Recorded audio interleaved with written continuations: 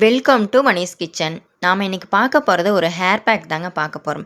இந்த ஹேர் பேக்கை நீங்கள் ரெகுலராக ஃபாலோ பண்ணும்போது உங்களோட இளநரையை தடுக்குங்க. வாரம் ஒரு முறை இந்த ஹேர் பேக்கை நீங்கள் ரெகுலராக போட்டுக்கிட்டே வரும்போது 15 வயசுக்கு மேலே வர இளநரையை தடுக்குங்க. கமெண்ட்ல நிறைய பேர் கேட்குறீங்க, இல்லை இளநரையை தடுக்கிற மாதிரி ஏதாவது ஒரு ஹேர் பேக் சொல்லுங்கள் சிஸ்டர் அப்படின்னு.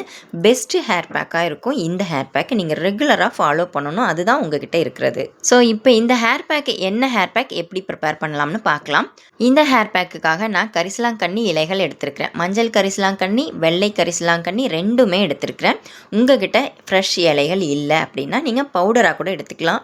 பவுடராக இப்போ நிறைய ஆன்லைன் ஷாப்பில் அவைலபிளாக இருக்குது. நீங்கள் பவுடராக கூட யூஸ் பண்ணிக்கலாம். நீங்கள் பவுடராக யூஸ் பண்ணுறீங்க அப்படின்னா ஒரு அரை மணி நேரம் சுடுதண்ணியில் போட்டு நல்லா ஊற வச்சுட்டு ஒரு அரை மணி நேரம் கழித்து நல்லா க்ரீமி கன்சிஸ்டன்சி அளவுக்கு கலந்துட்டு யூஸ் பண்ணுங்கள். மஞ்சள் கரிசலாங்கண்ணி, வெள்ளை கரிசலாங்கண்ணி ரெண்டுமே நீங்கள் ஹேர் பேக்குக்கு யூஸ் பண்ணலாம். உங்கள்கிட்ட எது இருக்கோ அதை எடுத்துக்கோங்க.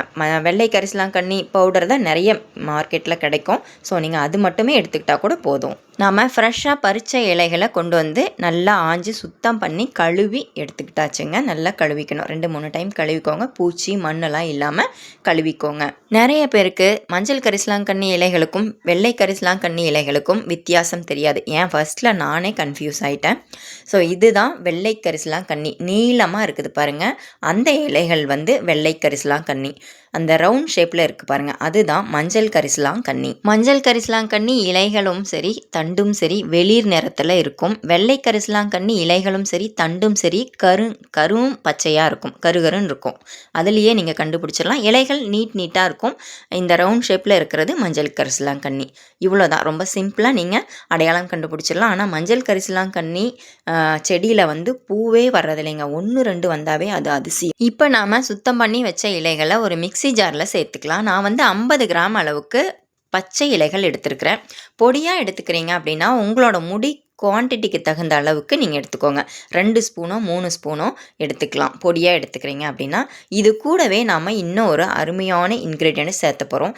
அந்த இன்க்ரீடியன்ட் என்னன்னு பார்த்தீங்கன்னா திரிபலா சூரணம். இந்த திரிபலா சூரணத்தில் நெல்லிக்காய், கடுக்காயெல்லாம் பொடியெல்லாம் இருக்கிறதுனால முடியோட வேர்க்கால்களை நல்லா பலப்படுத்தி முடியோட வேர்க்கால்களில் இருக்கிற அந்த ஒயிட் ஹேர் ஃபார்ம் ஆகிறதுக்கான செல்ஸை அழித்து முடியோட வேர்க்கால்களை பலப்படுத்தி முடி வளர்கிறதுக்கு ரொம்பவே உதவியாக இருக்கும் இந்த திரிபலா சூரணம்.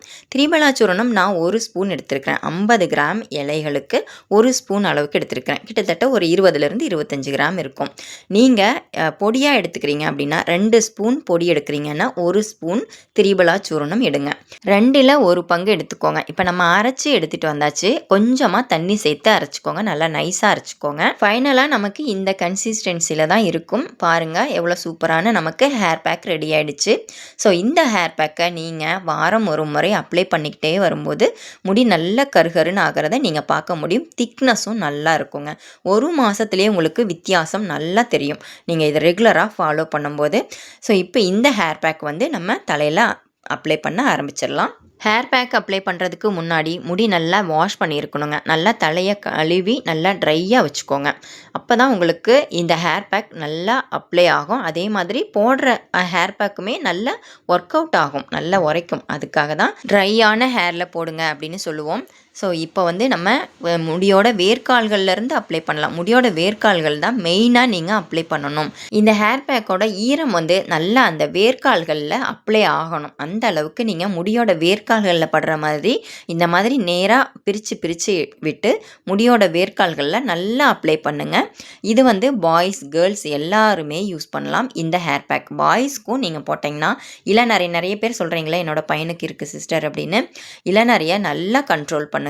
இப்போ தான் உங்கள் பிள்ளைங்களுக்கு நரைமுடி வர ஆரம்பிக்குது அப்படின்னா இந்த ஹேர் பேக்கை தாராளமாக நீங்கள் ட்ரை பண்ணுங்கள். 100% ரிசல்ட் கிடைக்கும். நிறைய பேர் கேட்குறீங்களே இளநரையை தடுக்கிறதுக்கு ஏதாவது ஒரு டிப் சொல்லுங்கள் சிஸ்டர்னு. இந்த hair pack one of the best hair பேக்னு நான் சொல்லுவேன். இது கூட நீங்கள் வேறு எதுவுமே சேர்க்க வேணாங்க. கரிசலாங்கண்ணி இலைகளும் திரிபலா சூரணம் பொடியும் மட்டுமே போதும். உங்களோட முடி நல்லா கருகருன்னு ஆகிறதுக்கும் முடி நல்லா வளர்கிறதுக்கும் முடியோட வேர்க்கால்களை பலப்படுத்துறதுக்கும் இந்த 3 இன்க்ரீடியன்ட் மட்டுமே போதும். உங்களோட முடிக்கு பெஸ்ட்டான ஹேர் பேக்காக இருக்கும். அடி முடியிலேருந்து நுனி முடி வரைக்கும் அப்ளை பண்ணணுங்க இந்த ஹேர் பேக்கை பொறுத்த வரைக்கும். ஏன்னா நுனி முடியுமே கருகருன்னு இருக்கும். ரெகுலராக நீங்கள் அப்ளை பண்ணிக்கிட்டே வரும்போது நுனி முடியுமே கருகருன்னு இருக்கும். செம்மட்ட முடி எல்லாமே கருகருன்னு மாறதை நீங்கள் பார்க்க முடியும். செம்மட்ட முடியாக இருக்கிறவங்க கூட இந்த ஹேர் பேக்கை ரெகுலராக ஃபாலோ பண்ணலாம். ஸோ இது மாதிரி நீங்கள் அடி முடியிலேருந்து நுனி முடி வரைக்கும் அப்ளை பண்ணிவிட்டு கொண்டை போட்டு 1/2 ஹவர்லேருந்து 1 ஹவர் வச்சு ஹேர் வாஷ் பண்ணலாம். சைனஸ் ப்ராப்ளம் இருக்கிறவங்க அப்ளை பண்ணலாமான்னு நிறைய பேர் கேட்குறீங்க. தாராளமாக அப்ளை பண்ணலாங்க. மத்தியான நேரத்தில் அப்ளை பண்ணுங்கள். அப்ளை பண்ணிவிட்டு மற்றவங்களுக்கெல்லாம் 1 ஹவர் அப்படின்னா உங்களுக்கு 1/2 ஹவர்க்குள்ளேயே நீங்கள் ஹேர் வாஷ் பண்ணிடுங்க. ஹேர் வாஷ் பண்ணும்போது சுடுதண்ணி ஹேர் வாஷ் பண்ணுங்கள். சுடுதண்ணி நல்லா சூடாக ஊற்றலாம். சூடாக குளிக்கிறதுனால முடி கொட்டிடும் அப்படின்லாம் நினைக்காதீங்க. அது ஒரு ரீசன் கிடையாது முடி கொட்டுறதுக்கு. முடி கொட்டவே கொட்டாது நீங்கள் சுடுதண்ணி ஊற்றுறதுனால.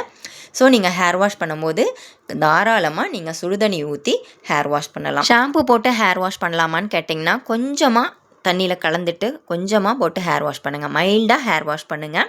ஹேர் வாஷ் பண்ணினதுக்கப்புறம் உங்கள் முடி இப்படி தாங்க இருக்கும். ஃபைனலாக பார்த்தீங்கன்னா நல்லா உங்களோட முடி ஷைனிங்காகவும் இருக்கும். ஹேர் பேக் போடும்போதே உங்களுக்கு தெரியும் நல்லா கருகருன்னு இருக்கும்.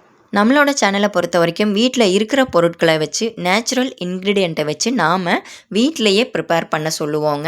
ஸோ இதனால் சைடு எஃபெக்ட் எதுவுமே இருக்காது. தாராளமாக நீங்கள் ட்ரை பண்ணலாம். நீங்களும் இதே மாதிரி ட்ரை பண்ணி பார்த்துட்டு எப்படி இருக்குன்னு கமெண்ட்டில் சொல்லுங்கள். என்னோடய வீடியோ பிடிச்சிருந்ததுன்னா லைக் பண்ணி ஷேர் பண்ணுங்கள். சப்ஸ்கிரைப் பண்ணாமல் இருந்தீங்கன்னா சப்ஸ்கிரைப் பண்ணிக்கோங்க, ஃபாலோ பண்ணிக்கோங்க. தேங்க்யூ ஃபார் வாட்சிங்.